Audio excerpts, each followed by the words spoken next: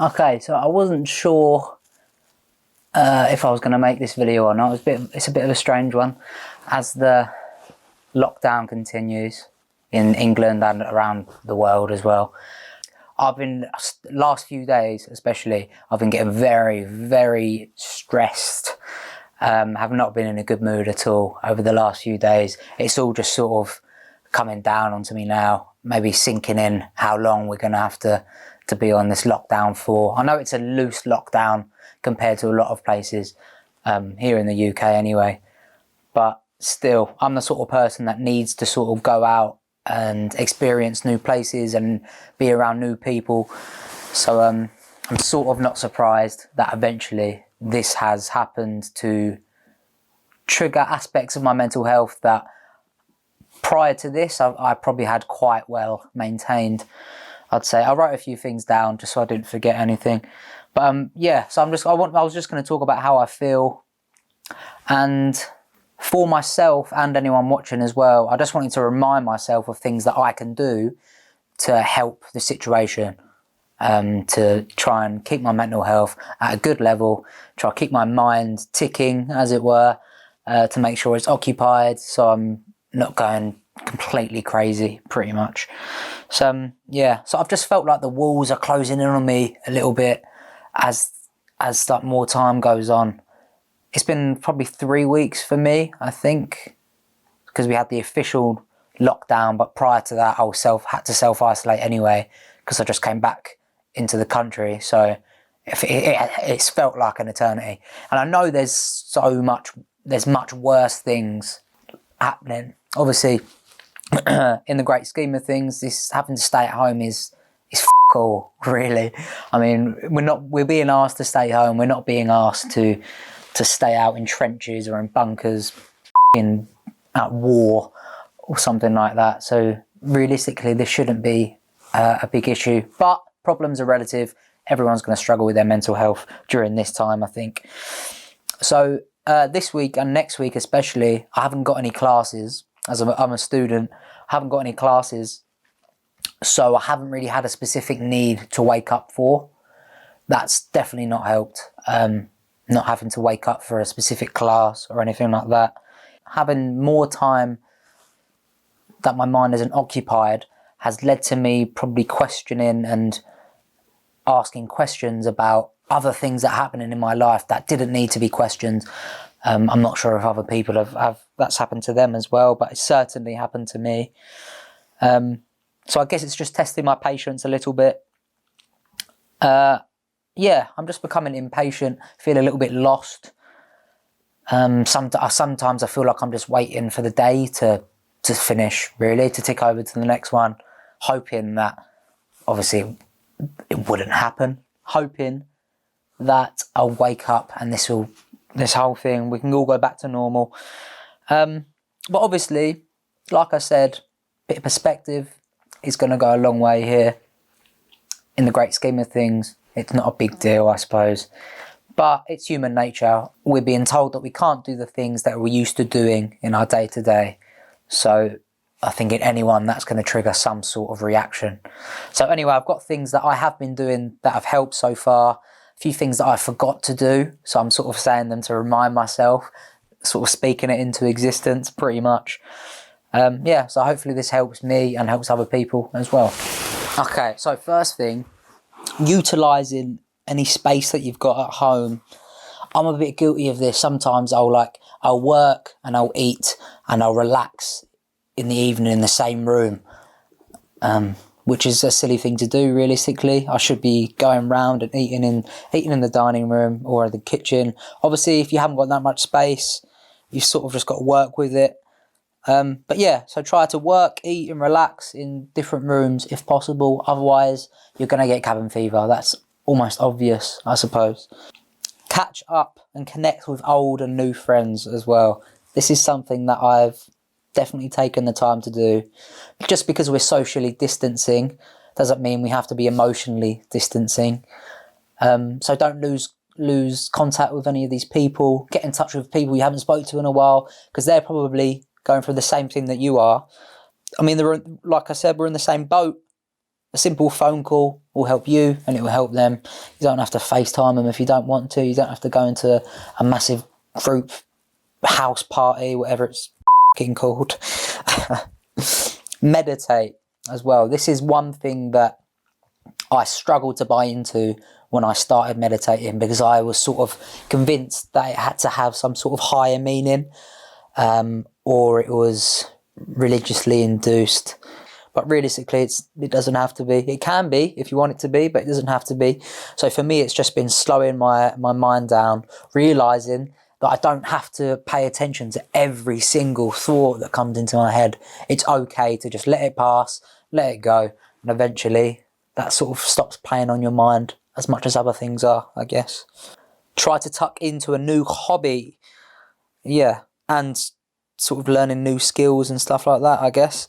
So I've been a great time to start a new skill at home, of course. Maybe you learn a language. You could start drawing or writing if you haven't done that in a while. Work on your cooking skills. I probably haven't been doing this. I've been trying to put more content out on the podcast and on YouTube, and recording a few bits. Haven't really been doing anything new, but I know the options there. I've wanted to learn Spanish for a while. Maybe now's the time to start.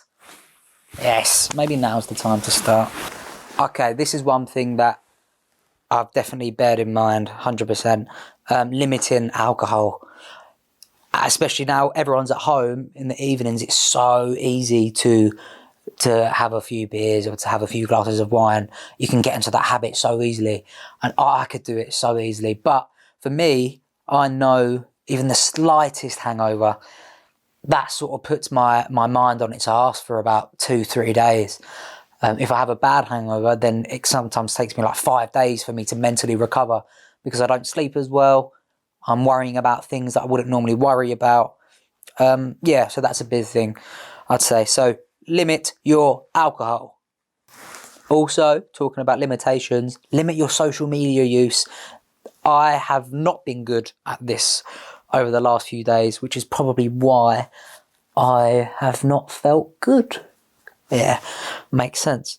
Don't be afraid to unfollow, mute, delete people on social media. Also, I would try to keep your news intake not to a minimum, because we are in a time where we all need to be informed. But you could easily spend half a day just reading through news resources, and some people are out there just to make you worry a bit more. So, now's probably the time to unfollow Piers Morgan. That's what I'm saying, pretty much. So limit your social media, unfollow people that are contributing to any stress or anxiety you have. Oh, this is a good one. I've done this. Rediscover old music or TV shows you used to like but haven't really watched in a while. I've been listening to a lot of the Beatles, David Bowie as well, and old Kanye West albums. Anything, it literally doesn't matter. Anything that makes you feel a bit nostalgic, because I bloody love the 60s. And TV as well. We're not exactly sure of series to watch with all these streaming platforms.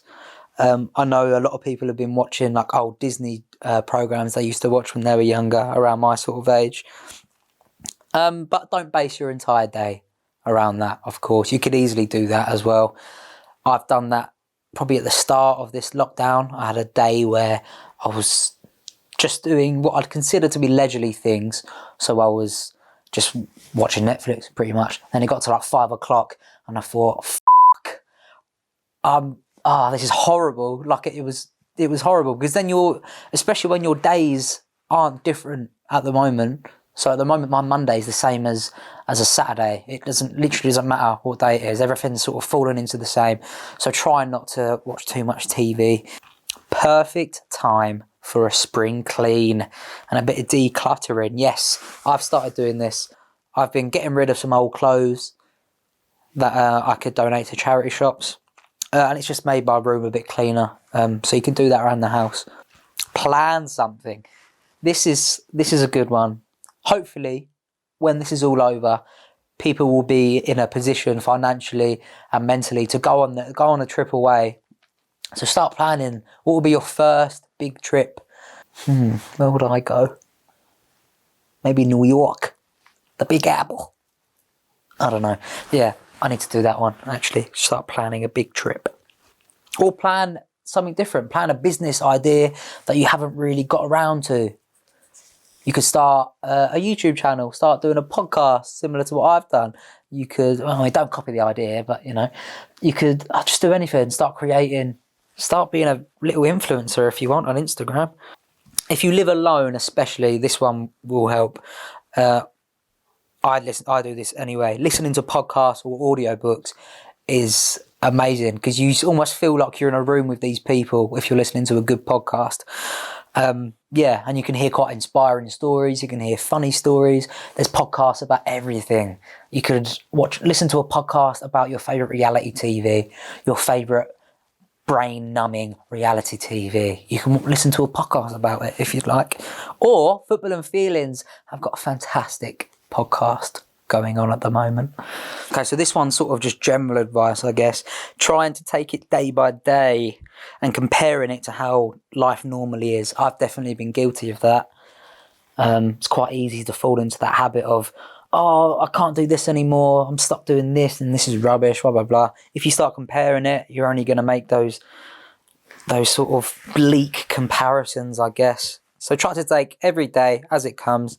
I mean, for me, 2 weeks ago, maybe 3 weeks, I was on my semester abroad in Budapest every day, meeting amazing people, trying new things, and just having an amazing time, doing some good work as well.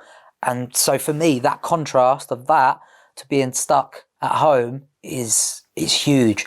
So I've been trying not to think about that too much because I feel like that could put me into a downward spiral maybe. And finally, like I said, a bit of perspective. Remember, we are all in the same boat and we're being asked to stay home. We get to stay at home. We should probably rephrase that. We get to stay in our homes. Some people are homeless and they might not have that ability. That sort of sums up everything I wanted to talk about, really. It was sort of just for me to vent because things have been closing on me. Because, like I said, my mood's been a bit low the last few days. But hopefully these tactics, you could call them, and hopefully this helps other people as well. I'm sure a lot of people are feeling like they've got cabin fever at the minute. So, yeah, don't worry. Try to be positive. I know it's difficult. Message some old friends. Get in touch with them. Get in touch with me. Contact me if you haven't got anyone to speak to. I would happily listen to your problems. A little virtual shoulder to cry on. Anyway, I'll wrap it up there. Give us a like and subscribe if you enjoyed it or if any of these tips are helpful to you. And let me know what you're doing as well. I'd really like to hear this. I'd like to know how you're getting through such an unprecedented time. We can do this. Au revoir.